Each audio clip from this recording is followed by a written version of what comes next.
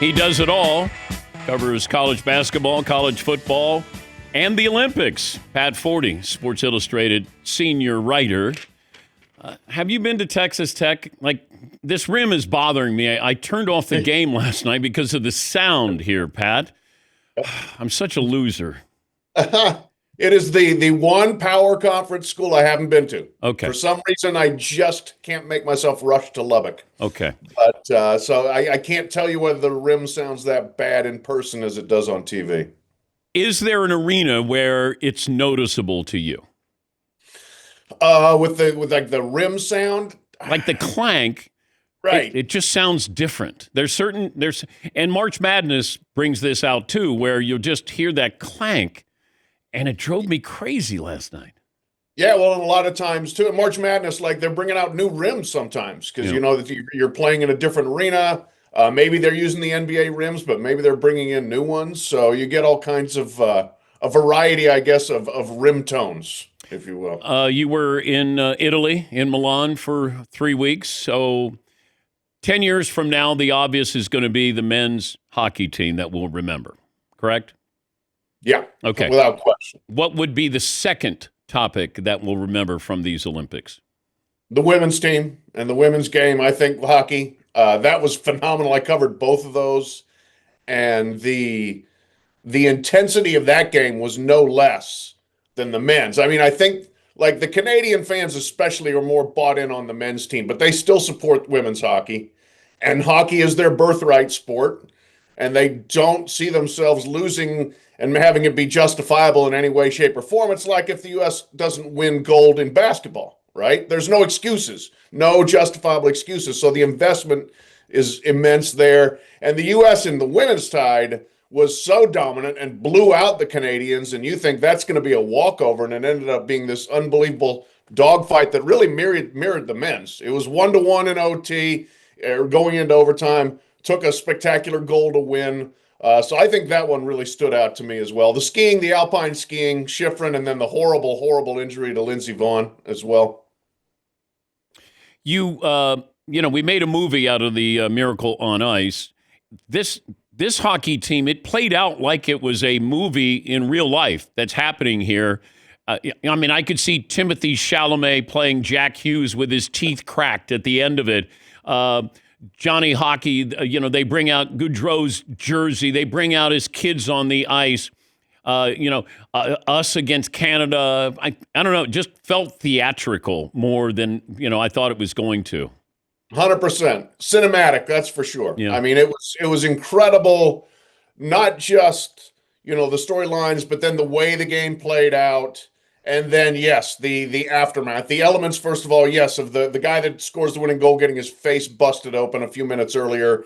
But then, yes, the Gaudreau scene was incredible there in person. I ended up standing behind Johnny Hockey's family during the anthem and talking to his dad immediately afterward. And, you want to talk about an emotional scene and just, it was hard for them to be there, really hard for them to be there. But the pride that they had, and then I think the way that they were honored by the team was immensely gratifying for them.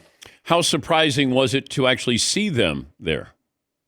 I was surprised. Again, I don't know whether if I were in that situation would have the wherewithal to be there for that. But they're a hockey family. Guy Gaudreau, the dad, was a player, was a coach.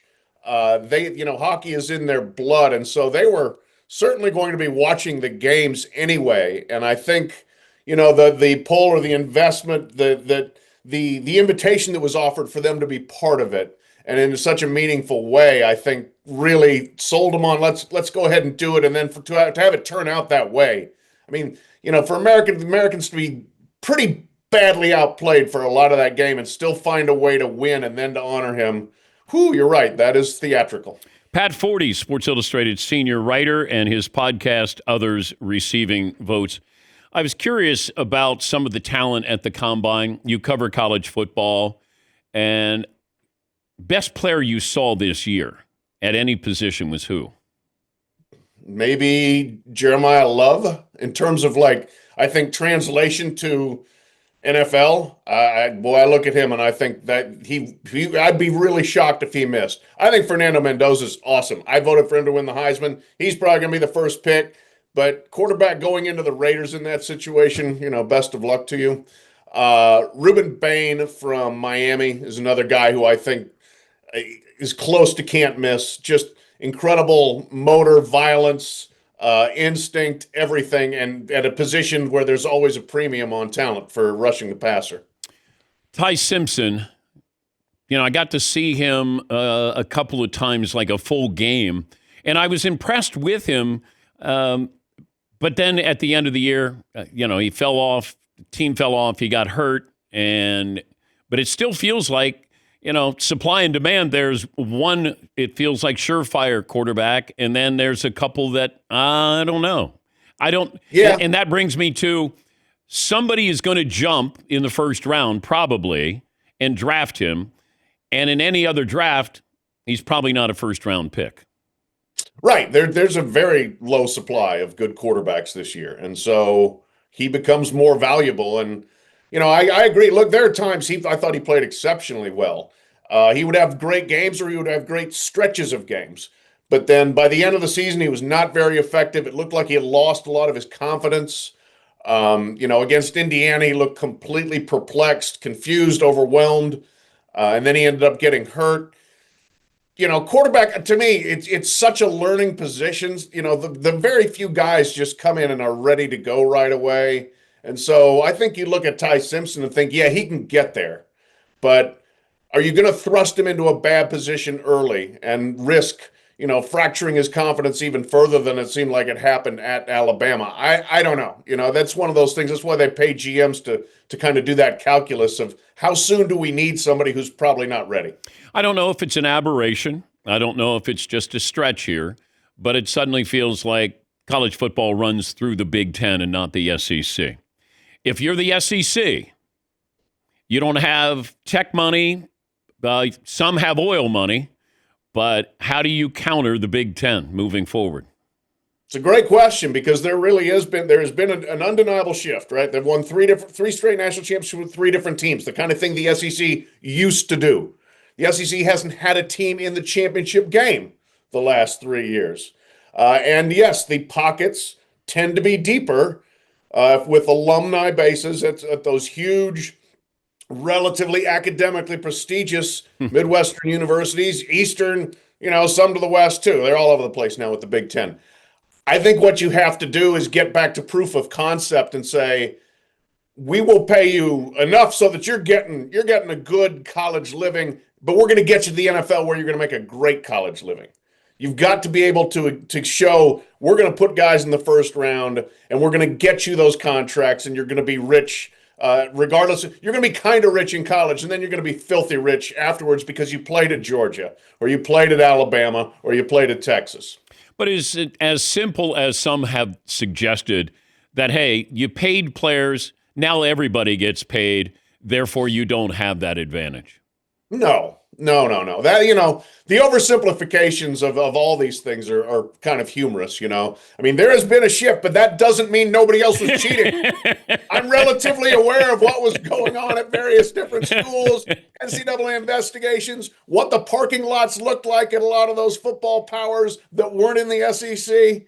Come on now. It's not that simple. Okay. Is it a factor to a degree? Yeah, but it's not the factor. Okay, you don't have to name the school, but is there one, that maybe was egregious in what they were doing?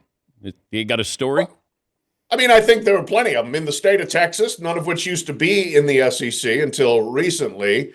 The West Coast, certainly. I mean, look, USC got hit pretty hard. Miami had some spectacular scandals. Everybody remembers Devin Shapiro there.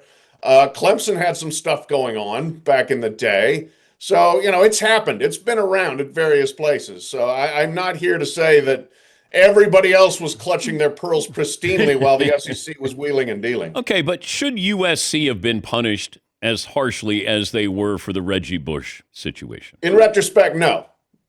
But that doesn't mean that there wasn't financial reward for going to school there at a time when that was not part of the rules. But no, the penalty was oversized, and that's look, the history of the NCAA has been incredibly inefficient punishment punctuated with over enforcement, basically. Every once in a while, when they finally get somebody, they overdo it. And I think USC is probably the biggest example of that. Well, look back to Jim Tressel.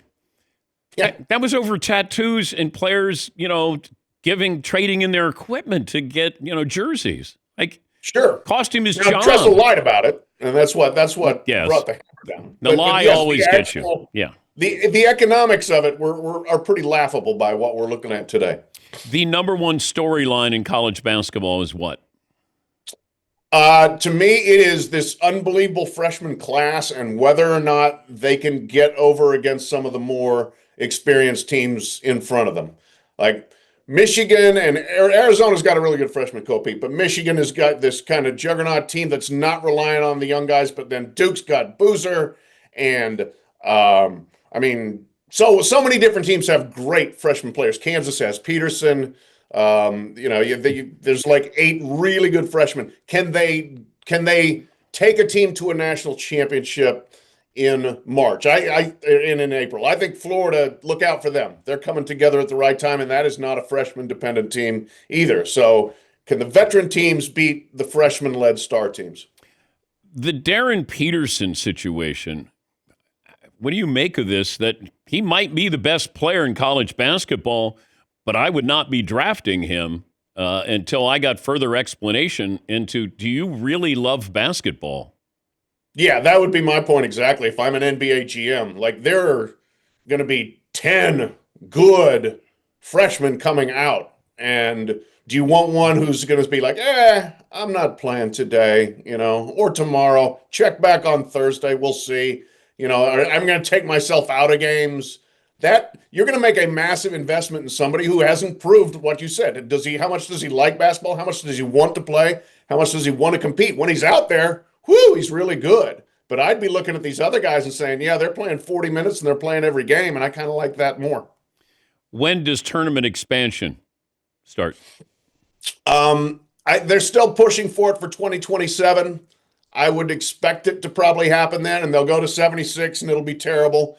But, that's what Charlie Baker wants. That's what a lot of other people want. They're trying to, dredge some more money out of the broadcast deal for this, but they also want to make everybody happy by getting more teams in the tournament. I think it's a terrible development. I don't think it helps the tournament in any way, but I think it's coming. Whether it's 27 or beyond, there's been a lot of backlash that's pushed it back. I thought it could be this year, and now it's a maybe probably for next year. So the backlash has at least forestalled things a bit. Okay, but what happens first, college basketball expansion or college football playoff expansion? Oh, college football playoff expansion is certainly coming. 16, hopefully, and not this ridiculous 24. It may coincide. May both be in 2027. That might be what we're looking at here. But, I like 12. I think 12 is great, has been really good for the last 2 years. Happy to see it again in 2026. But they want 16, and if it's a choice between 16 or 24, I'll run to 16. It's about money, Pat. I mean, all these years it was 1 versus 2, and then we went to 4, and I was happy at 4. Yeah. We doubled the size of the playoffs. Now you go to 12. I'm happy with 12, but they're looking at all the money here. That's sure they are. College basketball, all of the money. That's what it's all about. And it's not a question of if, but when we have expansion. Now, we had Jim Boeheim on, he suggested 96 teams in the NCAA tournament. Come on. Every coach would want expansion to ensure they get into the postseason. But after a while, I grew up when it was 32 teams in the NCAA tournament. And that seemed like a lot back then. Yeah, and they expanded to 40. It was like, whoa. And then they went to 48. Whoa.